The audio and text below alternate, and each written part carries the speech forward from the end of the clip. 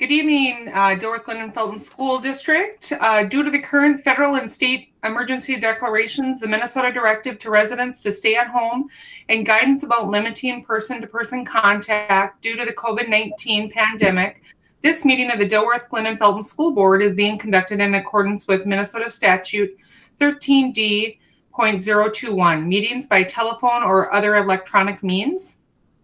Due to the health pandemic, the school board determined that it is not feasible for at least one board member or the superintendent to be physically present at the regular meeting location, and that it is not feasible for the public to attend this meeting at the regular meeting location due to the health pandemic.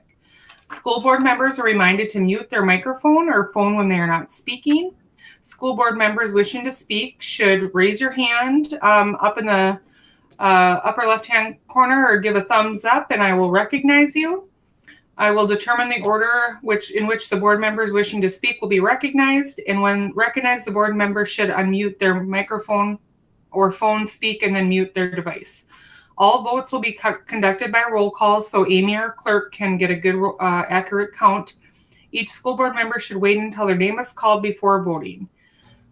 This meeting is being recorded, so access to the recording will be made available on the school district's website as soon as reasonably possible. All right, well, we have all board members present. Others joining us this evening are Superintendent Tygeson, Principals Lepard, Critchley, O'Keefe, and our Community Ed Director, Tracy Tollefson. So everybody, welcome. Do I have a motion to adopt the agenda? So moved. Motion by Sandy. Is there a second? Second. Second by Ronnie. Ronnie got you there. Lindsay. Oh, I'm sorry.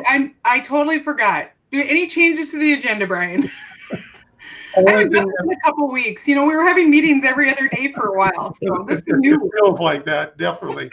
The only addition is one more report, and so I would just ask that it be put after the high school report, and it would be so that would be the next one would be 9.3 on community ed and athletics.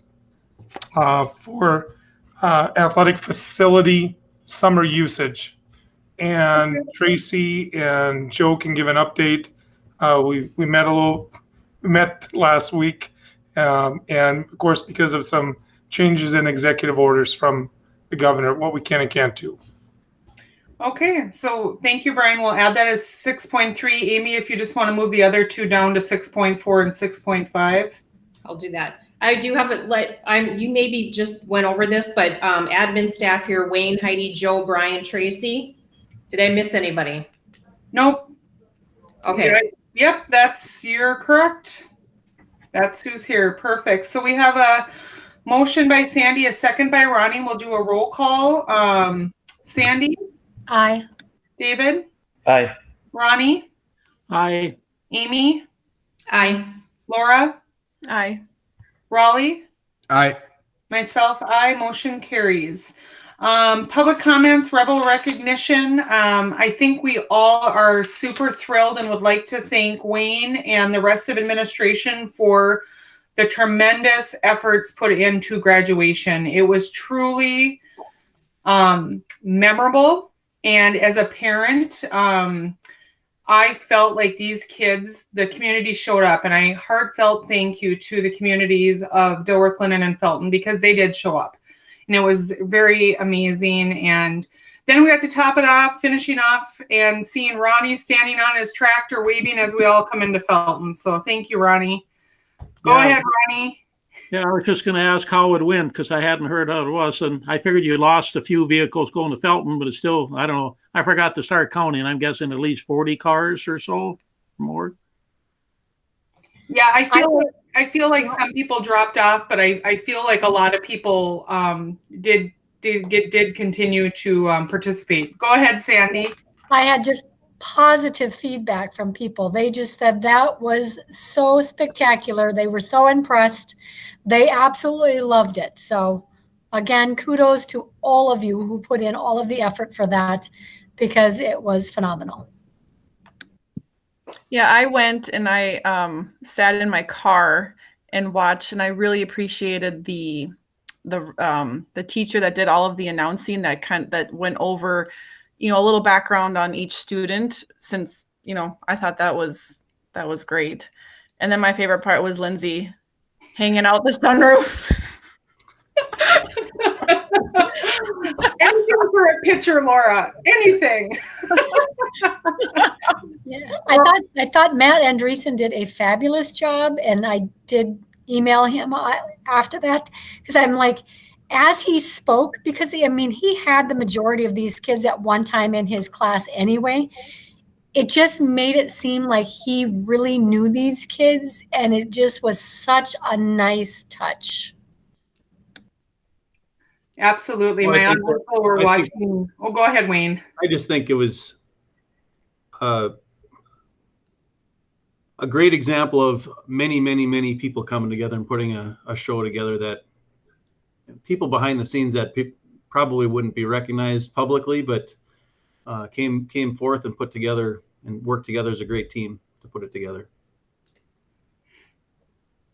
Awesome. Do you want to just, Wayne, do you just want to acknowledge them a little bit as far as some names? So I think the city leadership in all of our cities, I think for sure thank them. I think the law enforcement of each community, our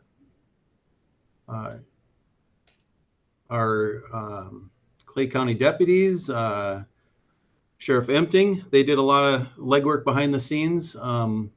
Tracy Tollefson, I think she did outstanding communicating things, and John Jacobson, Katie Oman, for sure those three met with me several times, and they think of things that are so detailed that many of us probably don't even think about things that they come up with, that the fine details behind the scenes. Joe, he was one of those strong arms. I know he showed up, and Margot and Marianne showed up that day to be supporters of the parade and the parking lot, and had smiles, but yet had the strong arms ready. Brian was there to be the leader of the group and admin and of the district while he was patrolling up and down the sidewalk and the curb. So I think there were so many people. The board, when we first started this whole thing, what we were going to do, what directions we were going to go with our guidances. So there was many people.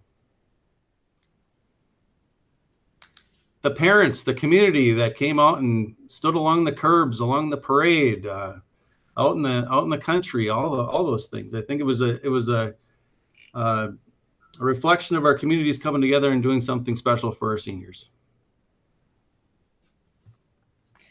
Some of the feedback that I had received was, people that didn't know any of the graduates, they still felt involved, and they thought it was great that they could still come together, and they normally wouldn't have been at the high school gym to see these kids graduate. So that was the positive feedback with that. And then others that thought that they wouldn't get to see their family members at all because of COVID. Still got to see them and celebrate them. So it was, lots of positive feedback. I thought it was a good, a couple pieces. You said Matt Andreessen, he was phenomenal on the radio, but just having the radio there and having their presence and having it on the radio, having it on YouTube Live for people to watch and record it. It's something they can keep forever. Yeah, I was going to chime in on the flag. That was, I noticed that we didn't really have much for TV coverage, and that's, I don't want to bash them. I think they had plenty to cover with the demonstration and everything that was going on in Fargo the night before. And when you think about the fact that we had law enforcement that was in Fargo helping out the night before until 2-3 o'clock in the morning.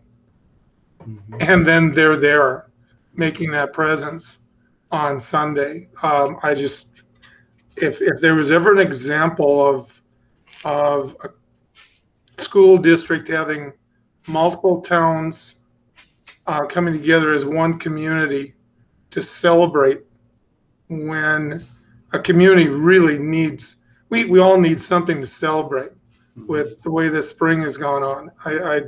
I I think it was something that we'll all remember forever. Just one of the coolest events. And I do feel sorry for all of us who have graduates for 21, because wow, is there going to be pressure put on. Absolutely, Brian. I have heard that. They want it on the football field. They want a parade. I mean, it was just, yeah. Yep. And with that, I'll go mute. Well, and don't forget about all the fire departments. I thought that was pretty good that actually Absolutely. even Felton met us way out in the middle of nowhere and escorted the rest of the way in. So Huge. I thought that was pretty cool. I didn't expect to see him way out there in the middle of nowhere, but they were there blocking You know, traffic. graduation is May 16th next year. We might have snow. Oh, no, no, no. No. Yeah, it was fantastic. I was saying my aunt and uncle from Chicago watched it from the 44th building or 44th floor of their building, and they thought the whole thing was spectacular. So that was pretty cool. Pretty cool. All right. Any other Rebel recognition? I think we're good. All right, let's move on to Heidi, 6.1 DGF Middle School Report. The floor is yours. All right. Just update of what we've been up to in since the last time I presented. We are a big part. The last Wednesday of May, we had the drop off of our computers and kids being able to pick up materials. We turned it into kind of a PBIS celebration. We normally have a PBIS celebration right at the last day of school, where we celebrate accelerated readers, drawings for positive behavior, and just a lot of different celebrations. And so we had posters made and music going and try to make it really fun. A lot of staff showed up for that, and we were able to have a good day. It was super hot, but it was a good day. We've been busy scheduling for next year. We are going with the fact that we're just going to have a normal schedule for next year until we know differently. And so we have been working with the master schedule and it's scheduling all the kids. There's lots of periods during the day. And so we start with getting the needs for the special education students first. Then all the way through. That's a long time, and reason we don't release them is in the summer is because we try to balance the classes as much as possible. And with having new students coming in and some kids leaving, we have to make sure that we are leaving some wiggle room. So we release the schedules right before back to school night, and so that we can have really good balanced classes that provides for the best environment. The other thing we've been working on is summer school, really focusing on identifying those students that have incomplete work and prepping students to be successful for next fall. I have a couple of teachers who need some admin hours who are helping me with that, which is wonderful. And we hope to have that up and running by next week. I also have been busy the last couple days of May. We did a lot of checkouts with teachers. It was good to just spend, I did 15-minute, half-hour meetings with all the staff, and it was really good to connect with them on one-on-one and talk about what we learned, what went well, concerns they might have for next year, and just wrapping up the school year. And I also had to say goodbye to a few staff members, and I've been welcoming the new staff members in, setting up meetings with them, and getting keys, those type of things, so they can start getting ready for next year. I think it was last Wednesday, I attended a free webinar offered by the MDE, the Minnesota Department of Education. It was on sustaining students' relationships. It was an hour long. It was very informative. It was a panel of students, and the purpose was to offer insights and specific strategies for success in sustaining relationships, not only during distance learning, but in general. Some of the takeaways I got from that were relationships. These kids just crave relationships with somebody out of school. If it can be more than one, that's great, but they identified if they can at least have one person that's their go-to, like an advisor, a teacher, or a counselor. They really appreciate when they have a check-in with a teacher or a counselor that first they check on the student emotionally and say, hey, how are you doing with all this? Where are you at? Before they move on to digging into the work they have outstanding or whatever it is. They really like that somebody cares from them and wants to know how they're doing.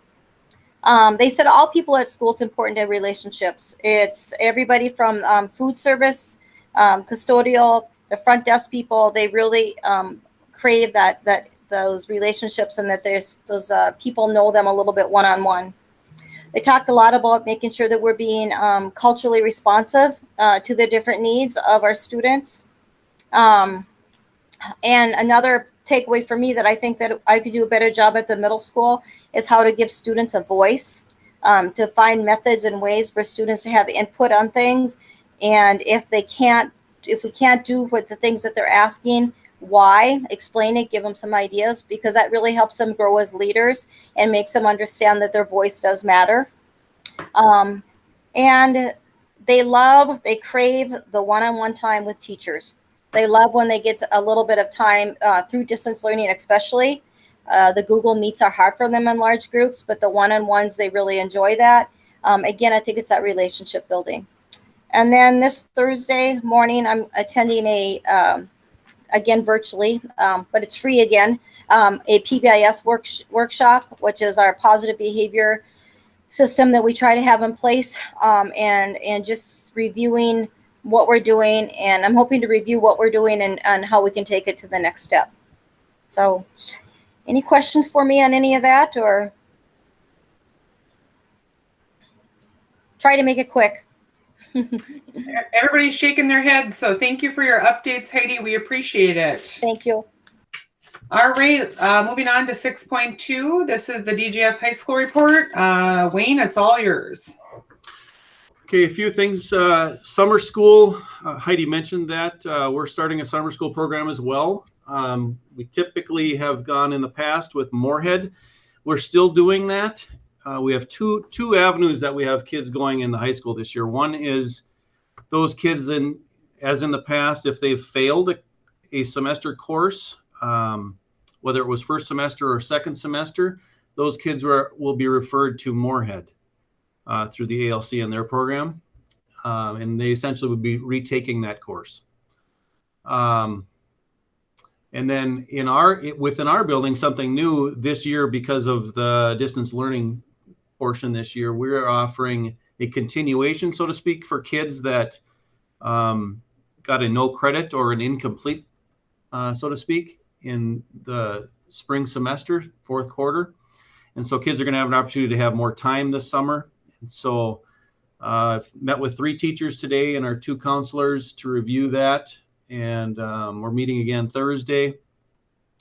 The plan is to start next Tuesday with those students and go 3 days a week, a couple hours a day in the afternoons. And then Moorhead has their program in the morning. So some kids actually have one or the other or both to take.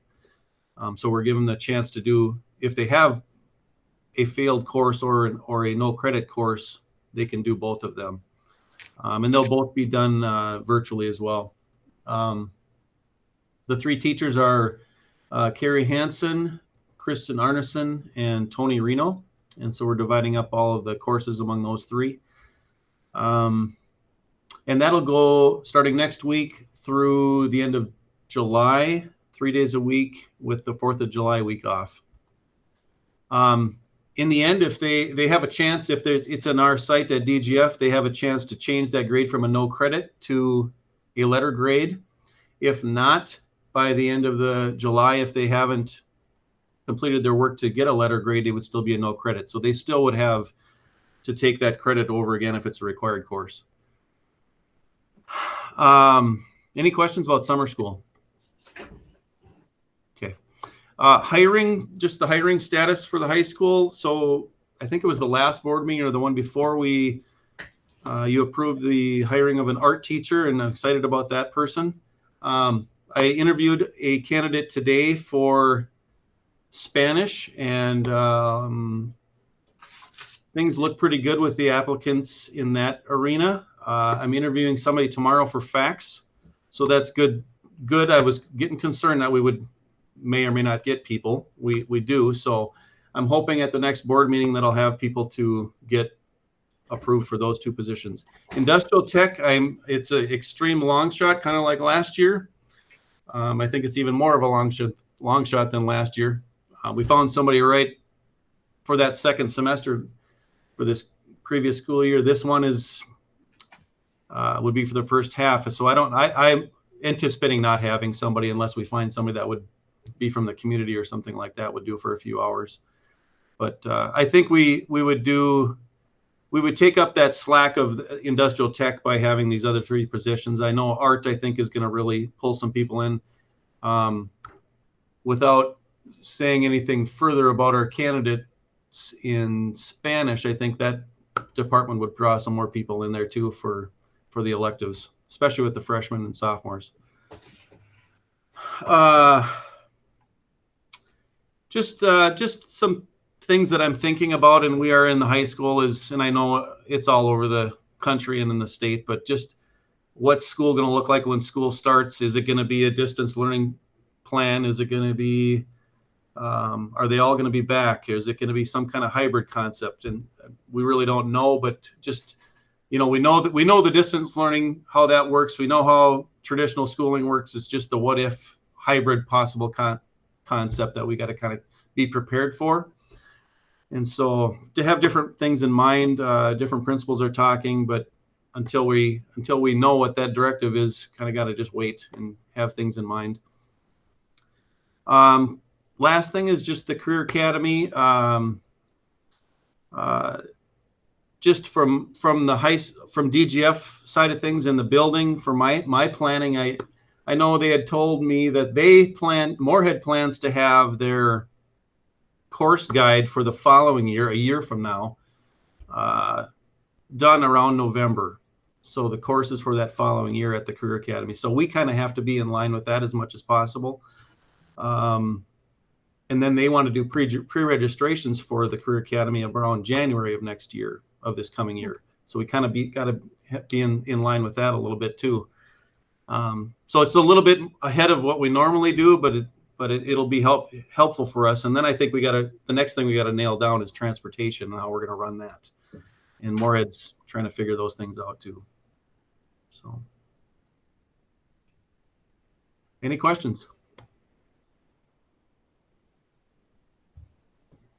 All right, thank you, Wayne. Yep. We'll move on to 6.3. This is going to be community ed athletic report. So Joe and Tracy are going to talk about that verbiage that came out from the governor's office on facility usage. So who would like to go first? Joe? Sure, I'll go first. So Governor Walz came out and we were able to talk with BT. So Tracy and I met with him and we kind of, all right, what does this mean? And basically it kind of changed the tone of there's an encouragement now, go ahead and use your facilities for the kids. So, we talked it over, and in my opinion, and agree or disagree, it's a lot easier to open up, the outside first. We've got a couple different entities that were chomping at the bit, and we were ready immediately. So the outside entities, they have to come up with a plan and the waiver and have, all their ducks in a row. And we were in a position where we're able to do that kind of in the present right now. As we transition, and I've been meeting with all the ADs from basically the Moorhead side out through, Fergus and everything in between, a lot of them are going to look at doing something on the inside facilities. Now, whether it's camps or opening up weight rooms or things like that, starting June 15th, that also coincides with the high school league's summer waiver where coaches can finally have contact again. So, just looking over different options, depending on your comfort level, I'm comfortable with our outside facilities. Let's get the boys on the baseball field. Let's get them going, doing their thing. And then if we want to look to transition to, I'm not saying open up camps, but if we wanted to start easy with, all right, we're going to open up our weight room. Well, that's going to require a little bit more work where we just have to have a plan in place follow the guidelines, make sure that every station that we go to is wiped down properly as we do, switches for that. So, just looking for any feedback or opinions on that, how we want to do it. But I'm more than comfortable with baseball up and running, our outside stuff, and not that we need to follow suit, but there's going to be that trend and that transition for other schools are kind of marking that June 15th. Now, there's some that are waiting till after the 4th of July, which would be an option for the inside facilities piece. But I guess I'm open to thoughts or comments on that. Tracy, do you want to give your presentation and then everybody else can ask their questions of the two of you? Yeah, and I would say from a community ed standpoint, probably echoing a little bit of what Joe said is when we met last week, community ed, we tried to, share with Joe and Brian, what are some programs that we can offer to our community that one, are first outside activities, two, do not involve games, because that's one of the things we have to avoid at this time, according to the executive order, and three, that don't involve transportation. So we narrowed it down to the two of T-ball and coach pitch to start with, and we're, offering those. We just put out a communication, had to gather a lot of information before we put those out yet today. But also shared with the community that, we will practice social distancing, with family as they come to a game. We'll make sure there's signage on the fence. We'll make sure we don't share equipment. Everybody has to have their own glove. We'll have sanitizer, disinfectants there to wipe down bats, and so forth. Just encouraging parents, we're opening it up. Please come to the activity if they want to sign up. But then when they're done, please depart as soon as it's over, so we don't have a lot of people congregating around. Ours will start out with practices. We will put 2 teams per field. I hate to say it, we're not going to call it a game because it's not a game. We usually always put 2 teams on a field just because of the volume that we have. We're probably going to have, I would anticipate, probably 20 teams. So overall, we'll do those starting next Monday, and we'll go through the middle of July. And then, even just looking at the latest executive order from Governor Walz, it does share that, some of these restrictions might change soon. I mean, there might be something that they change in a week. They're kind of slowly adding things. Is there an opportunity for us to offer Little League, Pee Wee, or Ponytail? We could do that outside. We just couldn't have games.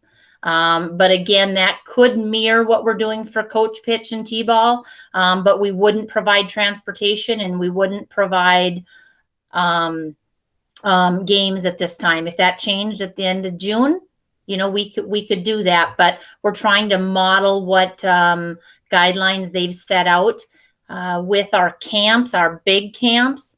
Those were last week and this week. We had girls and boys basketball last week, and volleyball was supposed to be this week.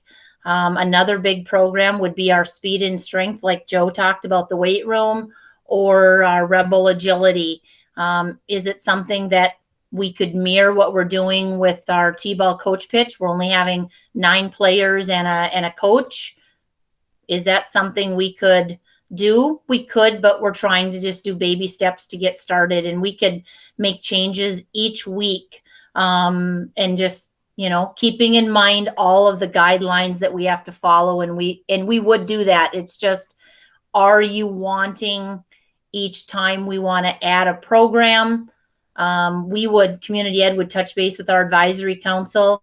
But is it something that you would encourage or want us to come to the board each time? If so, that would probably stagger us to communicate, like every 2 weeks, or if it's something you can give Brian a heads up. Yeah, that's okay. The more we can offer, we'd love to, but we're just trying to follow those guidelines right now. Go ahead, Raleigh. Tracy, you and I talked earlier today, and I understand the hold up on, I'm going to call it the middle grades, the little league and the ponytail softball and that kind of stuff. I do understand, and there can't be any games at this time, but it's still that daytime activity. I believe the coach pitch and stuff is in the evenings, the t-balls in the evenings, in the middle of the day or in the morning. There's nothing for that group of kids, whether it's softball or baseball. And I guess I'm kind of wondering if following the rules, let's say in a week or two, that we can't turn them loose at least till the middle of July like the rest of them. Just something to do, even if there are no games, just an activity. In Raleigh, we could easily do that, and we could even go a little further into July if we had to, just to make, provide some opportunity for those kids. And who knows, by then he might allow games. I don't know, but we could make something work. Well, that's the only thing I'm wondering. It's the daytime activity, and even way back when we first moved here, it was it kind of stunk for us parents because we couldn't get to see the kids play half the time, but it was something during the day that could be had. Even if there aren't any games, I think just some of the kids practicing, just something to do. I would agree with Raleigh. I love the fact to try to get those kids out there. They need something to do, definitely. And I would say add one more thing about t-ball and coach pitch. I would say we might have 75% of it happening over in Dilworth just because of the construction and that site work behind the school. We won't have that field. And if 14U, 18U come back to play in Glyndon, they'll use those fields. We can probably make a couple fields work on the grass area, but we're also trying to keep in mind the other clubs who some of our own kids have signed up for. They're already in those programs for evenings, so we're trying to work with the clubs too to give them some field usage as well. Well, I know the Glyndon fields, the two softball fields that are in the complex away from the school. Everybody likes to think that it's their fields, but they belong to the school. If those kids can play on it and behave, even the girls softball field, it's the same size as the Pee Wee fields. You know what I mean? It's like, yep, he takes great care of it. He's working on it all the time, constantly. And as long as we don't dig up the mound and make a mess out of it, they are our fields. Whatever it takes for the community. Just my opinion. I think the biggest thing that that I guess I would like to portray to the public, whoever may watch this, and I was able to talk to Joe today. I called him and with some questions, is that I think it's fantastic to get these facilities, especially the outdoor ones, and to take our time and do the tedious. It's going to be tedious, and I appreciate Tracy and Joe because you guys are going to take the brunt of this to get a plan in place to make sure that it's safe. But just reminding the community, anytime your kid or student comes to use the facility, you are assuming a risk, and they need to understand that. And we all do, even when we go to Target, Cashwise, Hornbachers, we all take a risk. So, but I think if we can get the kids doing something, that would be fantastic. Go ahead, Amy. Just to comment on Tracy's question earlier, as far as having to run it past the board every time you guys feel like you're able to initiate a new activity. Speaking for myself, I would say you guys are watching the guidelines, and as long as legal is okay with it, just to go for it. I don't, if it delays anything by having to get board approval every 2 weeks, it's better to have those kids active in something than to sit and wait around. Go ahead, Ronnie. Yeah, I guess the liability thing, I was just wondering, because I see, we've got that waiver for us for the groups using their thing, but is there any kind of waiver that the kids themselves have to sign when they join with the group that, takes the head of the group off from it. Go ahead, David. Yeah, I mean, I agree with Amy's position on not needing to go to the board approval. I guess I'm as aggressive as we can be to get things moving back to normal. I'm in agreement with that. I think in terms of liability at this point, when it comes to catching a virus that's in full community spread, I think the risks are diminishingly small at this point in time. I think it's not just a matter of, not saying that there's no risk. I'm just saying to make a determination as to where you actually, contracted a virus is nearly impossible. So I think, I just think it's great. I understand that it's a great deal of difficulty in following rules, and I have a lot of sympathy for Tracy and Joe trying to navigate that. But yeah, I think it's great that we've come as far as we've come. Go ahead, Raleigh. Thanks, David. Well, Ronnie, I can kind of answer part of that. I know that for the DGF Baseball Club, which is the Babe Ruth on up into now called Senior Babe Ruth, anybody over 18 that's going to play has to sign a waiver. Anybody under 18 has to have the parents sign off. So they've been given the choice of to play or not to play. I know that the last I heard, there were 4 families that backed out, decided not to play for whatever reason. Other than that, I think that the baseball club has, the last I heard, 70 or 72 kids still waiting to play baseball through the Babe Ruth and or the Senior Babe Ruth. So the club is covered, the school's covered. The club has to sign off on it, and the kids I'll have to sign themselves, or if they're under 18, the parents have to sign. So it should be taken care of. Okay, thank you. All right. I want to just point out to the rest of the board members, Amy and David, I'm also good with what they reiterated as far as you guys are watching the the legalities of all of this, and I'm comfortable with you guys moving forward, making those decisions. How about you, Sandy? Yep, Sandy shaking his head. How about you, Ronnie? Yes, definitely let them do it. Okay, Raleigh's shaking his head yes. Laura, I can't see you. What are you thinking, Laura? No, I'm good with that. Okay. Yep. Okay, go ahead, Tracy. I was just going to add to Lindsay that I will always keep Sandy and David on our advisory council aware, and also Brian and Joe, just so that if we are able to add anything else, I'll keep them in the loop so that they're aware. All right, fantastic. Thank you guys for your work. Have a good evening. Joe's racing off for her birthday, so go celebrate. All right. Thank you all. All right. Thanks, Joe. Thanks, Tracy. All right, let's move on to 6.4, Superintendent Report. Brian, it's all yours. You get 2 minutes. So you're not going to have, there was no other committee reports? I'm sorry. Gosh, I'm just really failing at this tonight. All right, 6.3, does anybody have any board committee reports? I don't think we've had any. Yeah, operations had a meeting was it last time after the board meeting? Correct. Yeah. So Raleigh, if you want to mic up, and Ronnie, basically we went over capital, and I don't have my notes. I can't find them.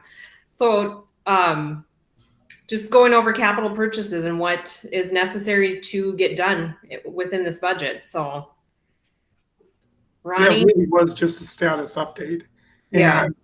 And, since we all know graduation was the main focus in all of our lives or many of our lives the last couple of weeks, it really hasn't changed much yet. We we'll continue to have some meetings internally, get some more information from the state, And, my hope would be that at our next meeting on the 22nd, here's a whole first early list of everything to move forward. All right, go ahead, Ronnie. Yeah, nothing else to add to that. I guess I think then, they covered us, just a quick status update. The only other thing I was going to say in committee, we did have that oversight one. Was that a week ago?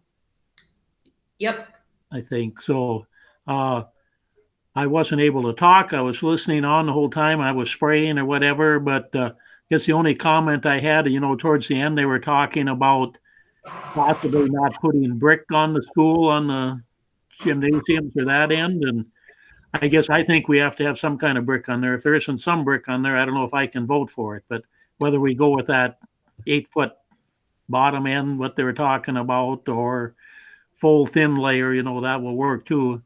As long as they do the short one and don't do the light colored like Stanley had up top. I agree with Margot on that one. It needs to be a darker color, but I imagine they'll cover that. I don't know if the meeting's this Thursday or Friday. What do we come up with?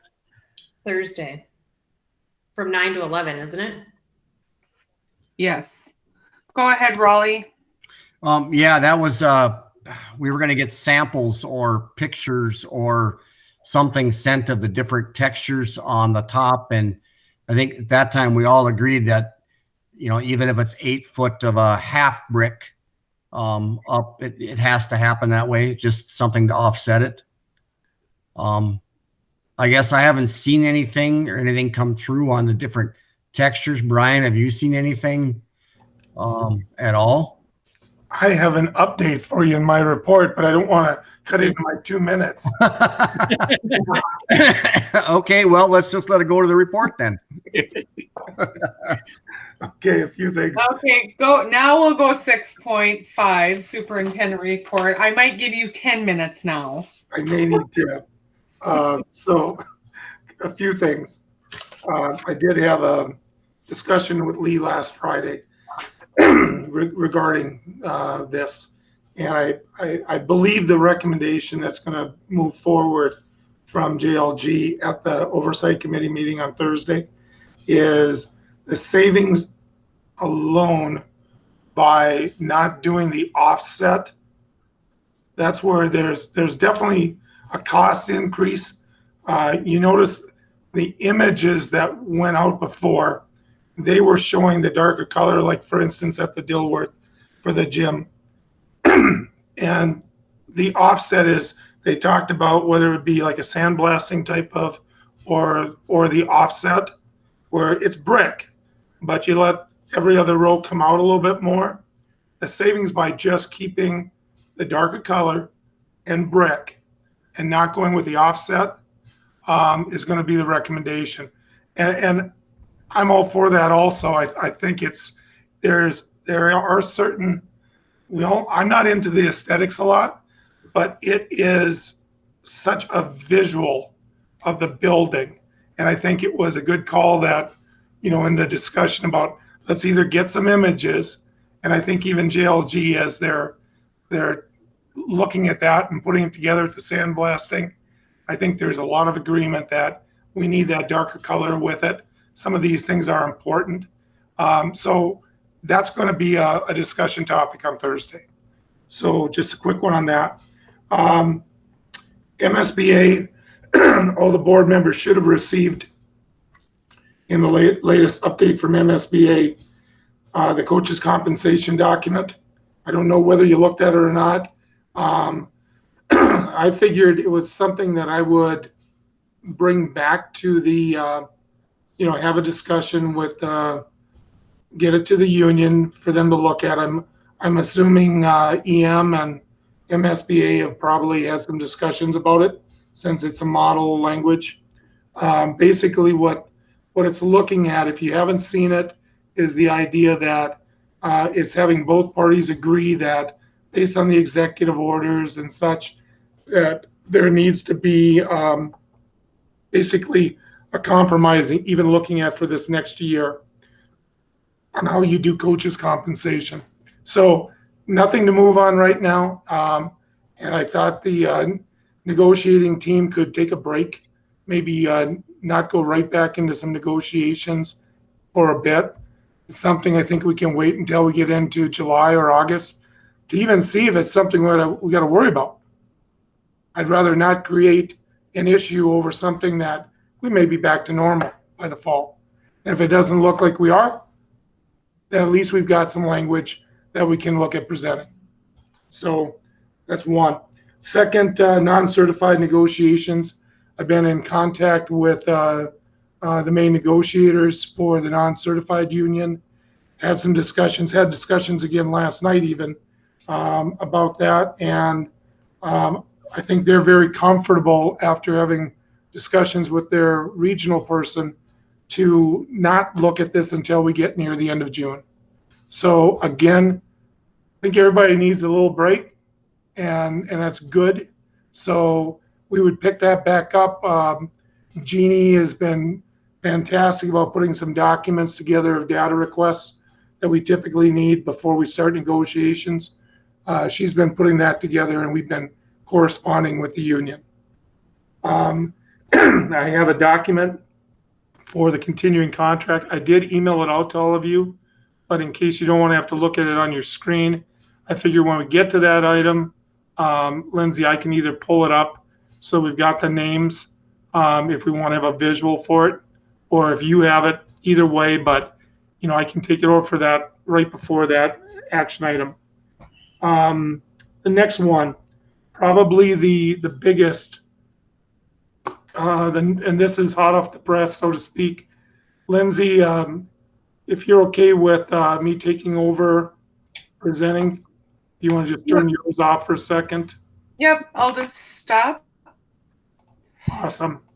Okay, so give me a second.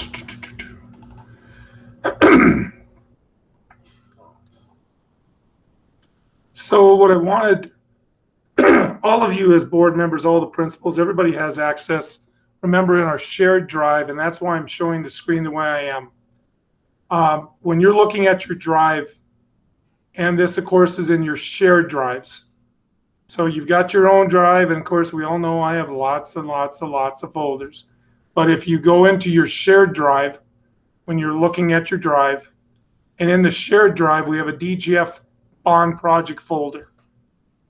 So you all have access to that.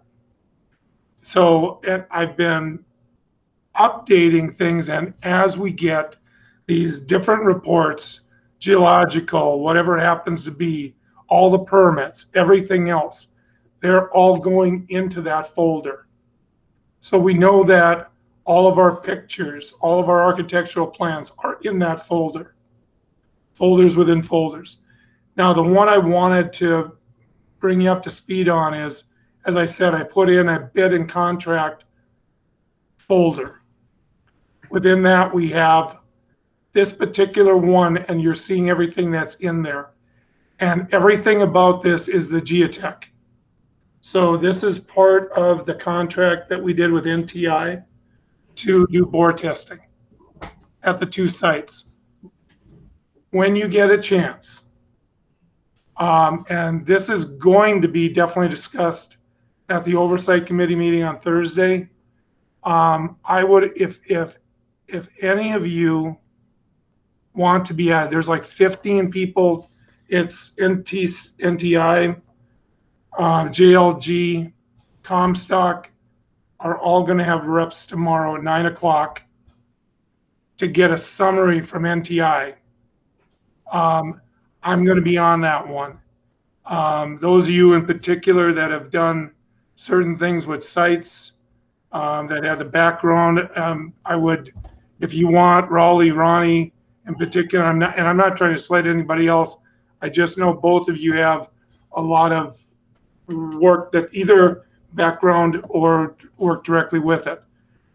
If you want to be invited to that, shoot me a text and an email, or let me know right after I get done with my report, and I'll make sure that Lee adds whomever. In advance of that, these top two documents, and probably the most important one, and Ronnie, you brought this up before with the parking lot issue, so this isn't going to be a shock to most of you. If you go in and look at the Glyndon the Dilworth-Glyndon School Edition report. And it has a few pages to it, of course. So you can see the full 14 pages. And basically what they're giving is, I don't think this third bullet point will shock some people. Measurable groundwater was encountered at depths of 3 to 4 feet below grade during and at the completion of drilling operations at the borings. Other select soil samples recovered during our exploration were moist.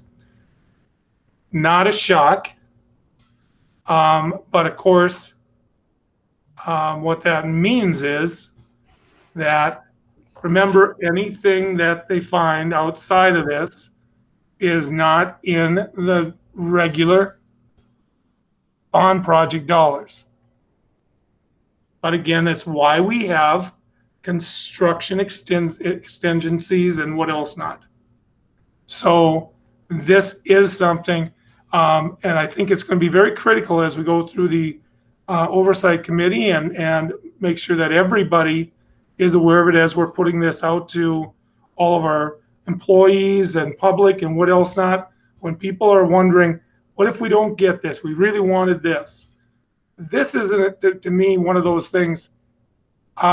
It's not an option. I think I hope everybody understands that. This is something we just have to do. So it's why, again, you have that little extra that you put in there for what did you find once you open up a building and things like that. No different than the ground. This was one thing I've always had concerns about. Does it mean we're going to have to do some subcutting? And when you go through the report, and the more I read, and I start hearing about different types of clay, that may pique some curiosity from some, because a lot of times when you hit some of those things, you know that you may be doing some subcutting, or you're going to have to raise the grade because you're going to have to put more class 3 and class 5 and some of those lovely things on top of it to make sure it can support the building that you're putting. So any comments on that? Because like I said, there's going to be a meeting tomorrow at 9, and then this will be recommendations from that meeting tomorrow will be brought forward by Comstock and JLG to the oversight committee. And because I'm not going to be there, I'm not sure if I'll be at that meeting because of other commitments on Thursday. I'm more than comfortable about having a couple of board members so that we can be in the discussion with them tomorrow. In particular, if I can't be presenting anything or giving the district perspective on it on Thursday. So, thoughts? Go ahead, Ronnie. Well, I'm not sure if I'll be able, I'll try to get on in the morning so you can add me to it. But I mean, yeah, this water issue, the whole thing, or, the whole thing when they built that Stockman grade on the railroad there, the soils around here just aren't good. And what's the same thing you just heard in Moorhead, why they're delaying that on new underpass thing there because the soils aren't stable. So, it's one of those things. I'm not sure what they're going to have to do, but. Go ahead, David. Brian, do we have a sense? I mean, I know it's early, obviously, but as far as how the project may be delayed? David, I don't think it's necessarily going to delay the project. It's just going to do one of these. It's going to add bucks. And because to me, whether you add another foot of material or not, that isn't going to be, and my guess is we're talking about, and I haven't finished going through this because like I said, I just got this today. So I was trying to take it in a little bit and read through it. But my guess, David, is, when you go through it a little bit and you start talking about pressures and at risk, and of course they go through the material, and I'm not gonna try to cut through all this at this meeting because it's just too much information. But anybody who's put up buildings and what else not, that you can give a little if it's going to be part of your landscaping compared to if it's supporting your actual house and so on and so forth, how far you have to cut down to make sure that you've got very stable ground for foundation. And I'm thinking what we're really talking about here is, because it's on that south side, for where the gym is going to go. And I'm assuming you basically take that square footage of that building, and then it's going to be a discussion tomorrow about how much more class 3 do we have to, how much subcutting do we do, how much more class 3 do we put in, get that all tampered in, and keep building from there. It's what we went through before when, like I said, in a parking lot in a couple of different school districts, but first time I've run into it as far as where you're going to put a building. And that's why it'll be great to be able to get the Sandman and all these other ones to talk about it from an engineering standpoint tomorrow. Okay, what makes sense and all that. I fully plan on calling my brothers also so that I can, get a different perspective from them, because I know for instance, when the Walmart in Thief River Falls was built, that thing had to be subcut because of where the location of it was.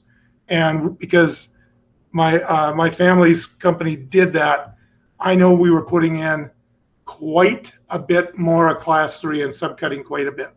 It's what you have to do. Go ahead, Raleigh.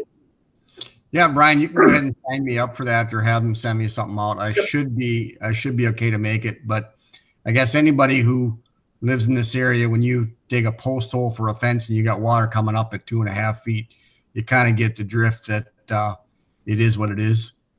Right. So that was my biggest thing I wanted to just bring up tonight, because I thought that one is going to be, again, I've been sitting there trying to run numbers myself just on square footage and what else not. And I thought, I'm not even going to float a number yet until I hear it directly from them. So. All right, anybody have any questions for Brian? That wasn't too bad. All right, your 15, 20 minutes are up. No, thank you, Brian. Yes, I look forward to hearing what they have to say, but we do have our contingencies built in, and I'd rather do it correctly than have a sinking building. I don't want anybody to come find us like Sanford. I don't want to be on the inform for that. Let's just say that. Okay. All right, we've got 7.1, approval of the regular meeting on May 26th. Do I have a motion? So moved. All right, Amy made a motion. Is there a second? Second. Second by Raleigh. All right, let's do a roll call vote. Sandy? Aye. David? Aye. Ronnie? Aye. Amy? Aye. Laura? Aye. Raleigh? Aye. Myself, aye. Motion carries. Approval of the special meeting on May 28th. Do I have a motion? So moved. Motion by David. Is there a second? Second. Second by Laura. All right, roll call vote. Sandy? Aye. David? Aye. Ronnie? Aye. Amy? Aye. Laura? Aye. Raleigh? Aye. Myself? Motion carries 7-0. Consent agenda. What are claims and accounts, Raleigh? This time around, we have $50,752.77. Okay. Approving tonight also the resignation of Tom Critchley Jr. at the end of this school year. Good luck, Tom. Donation from Anonymous for $110 in Target gift cards for middle school PBIS, and approve the donation from the Bear Fund in the amount of $2,500 for DGF schools. And I just want to give Amy a shout out. I don't know if everybody looked at your packet, but Amy wrote in for a grant and was awarded a grant for $2,500 from the Bear Fund. So thank you, Amy. And it's going to the peer tutoring group. So kudos to you, Amy. I don't know how you do it, Amy. I keep signing up every year for them, but they never select me. So Yeah, I don't know. I wish it had a couple more zeros behind it, but we'll take it. So thank you, Bayer. All right. Do I have a motion to approve the consent agenda? so move. All right. By Ronnie. Do I have a second? I'll second. Oh, Sandy got you first there. All right, let's do a roll call vote here. Sandy, Aye. David, Aye. Ronnie, Aye. Amy, Aye. Laura, Aye. Raleigh, Aye. and myself. Motion carries 7-0. All right, 9.1. This is the continuing contract status. Brian, do you want to just present that list so people can take a look at it, please?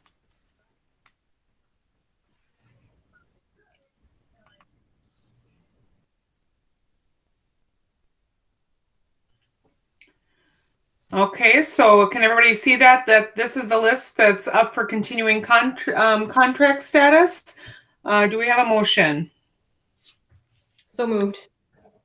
Motion by Amy. Is there a second? Second.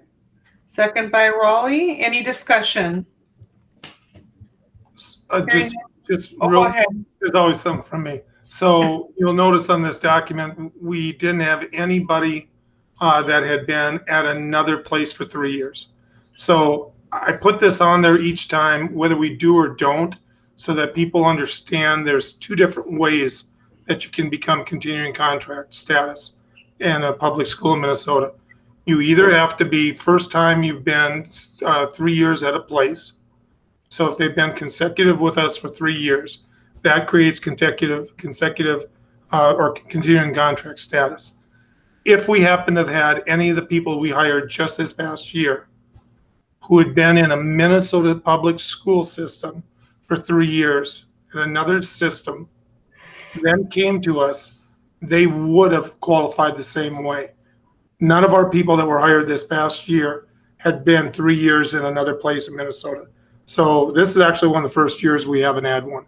So I just want you to be aware of that. All right. Any further discussion? Hearing no discussion, let's do a roll call vote. Sandy, Aye. David, Aye. Ronnie, Aye. Amy, Aye. Laura, Aye. Raleigh, Aye. myself, aye. Motion carries 7-0. On to 9.2, certified contract. This is for Lisa Prindle Frank, special education teacher, BA Step 1. Do we have a motion? So moved. So moved. Motion by David. Is there a second? I'll second. Second by Laura. Any discussion or questions? All right, let's do a roll call vote. Sandy, Aye. David, Aye. Ronnie, Aye. Amy, Aye. Laura, Aye. Raleigh, Aye.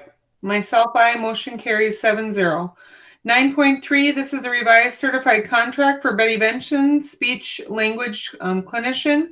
This is a 0.6 FTE. And this is just change in her step. And I'm going to ask for a motion in a second, and then I'm going to let Brian explain. Do I have a motion? I'll make a motion. Okay, Sandy will make a motion. Is there a second? Second. Second, I got Laura there. Brian, can you just give clarification to the rest of the board, please? Sure. So because this was a position that has been part-time, it's been one that has been brought forward by Mary Ann basically this time of the year, each of the past 2 years. So when Mary Ann brought it forward this past year, because she came in at step 7, she came to our district during 18-19. So then during 19-20, she would normally be brought in at step 8. Problem is, and so that's what took place last summer. Problem is, we didn't move people. So if you think of the negotiations, step 8 the previous year became step 7. So that's how they got their raise. So when Jeannie did the contract, of course, she put her at step 8, which was actually the amount that she ended up being at when contract negotiations got done. So there's no back pay. She was actually on the accurate amount. So of course, when Mary Ann back in May brought this forward, she brought her forward for step 9, which would have been a new step 9, which it shouldn't have been step 9, step 8. That's why we're bringing this back. It's just a clarification. Mary Ann has had the conversation with Betty. She totally understands. We just want to make sure we get this accurate in the board minutes. All right, thank you, Brian. Anybody have any questions about that? All right, hearing no questions, let's do a roll call vote, please. Sandy? Aye. David? Aye. Ronnie? Aye. Amy? Aye. Laura? Aye. Raleigh? Aye. And myself, aye. Motion carries 7-0. 10.0, we have board comments, future agenda items. Just want to remind everybody that is on oversight that it's Thursday morning. It's now moved this summer to Thursday mornings, 9 to 11. There is an individual invite for each Thursday, Brian, right? You didn't do it on the one we had prior to that. We could keep going into the same one. There's a one for each specific date, correct? Correct. I believe so. Okay. So that is this Thursday, and you're going to add Ronnie and Raleigh to tomorrow's meeting if they can attend. Yes. And then we have got an operation committee meeting Monday, June 22nd. Does operations, you guys want to do that after the board meeting or before? Ronnie and Amy and Raleigh, what are your preference? I I'm prefer fine with that. either before. Yeah, that's Which way do you want it? you're fine with doing it after. Yeah. That's Yep. what I would like, but. As long as there's nothing that has to be approved at the board meeting next time, then Correct. Okay. And the thing is, let's face it, most of the things at operations at this point are going to be associated with the project. So you're going to get updates based on the oversight committee. And I'm going to send out in advance of the 22nd. Remember, the 22nd is really when we're doing the full budget. So it's not like you're going to approve a quote capital budget. You're going to approve the initial budget. And in that, we'll have, we will be putting the budget together with the idea that we're working within our capital budget is within the budget you're approving. So don't expect a separate action item for capital because it's all part of the general budget. Okay, so we will have the board meeting that Monday, June 22nd at 6 with operations following. And since we're all here, I just wanted to throw this out. I know a lot of you haven't been able to see the drawings from JLG or to be able to ask questions of Lee or Jason. Is anybody interested in seeing if we can do a work session one evening for an hour to go over everything? Because we're not having a board retreat this year. Is there any interest in that? Or Brian, to look? I would love to. Okay. I would like to as well, Linz. Okay. So let's remember anything that they are now. Hopefully, because Jake has been great, and Lee and Jake have been corresponding quite a bit about the newest images, the newest drawings. They're in that DGF bond shared folder. Okay, remember there is one of the folders is bids, but one of the folders is the architectural plans. Yeah. So every time there's a new one that I receive, we put it right in there. Yeah. And they're dated typically, so that if you just go to quote date, so you're getting the latest ones, you're going to see the latest things coming in. But anytime I email out to you that we put new drawings, that's the location. It's always going to be in that folder. But I think it'd be a great idea to just have one hour session where, hey guys, show us the highlights, show us the latest and the greatest, so we can give some feedback on, God, we'd really like to see a drawing on such and such. I know they're working on some drawings for posters that will go up on the construction site. So that, I believe, is going to be talked about at the next oversight committee meeting also. I haven't seen them yet, but just a heads up, I know that's coming. Well, we'll start getting that in the works. I just think it'd be really beneficial for all the board members to be able to see and ask questions, because now with construction starting and people in the community are starting to ask questions like, what's this going to do? What's this going to be? Or why are you doing this? Just for us all to get on the same page so we can answer people. And like, I think an hour would be sufficient. This doesn't need to be, we've already approved the project. We just, want to get some questions answered and everybody have an opportunity to talk to Lee and Jason and move forward. So It's on my list for tonight on communication to Lee. Perfect. And also, Jason had sent out, they're going to try to get a groundbreaking ceremony at some point. Comstock is going to be organizing that. So we'll get the details, hopefully 7 days in advance, Brian. That would be nice, but Yes. I can say this. We'll probably have more notification than on some of the governor's updates. Oh, good. Gonna throw that in. It was just, that would go over really well at a public meeting. Yes. Yeah. Well, we'll try to, MD about it. yeah. So we're going to be looking for that email.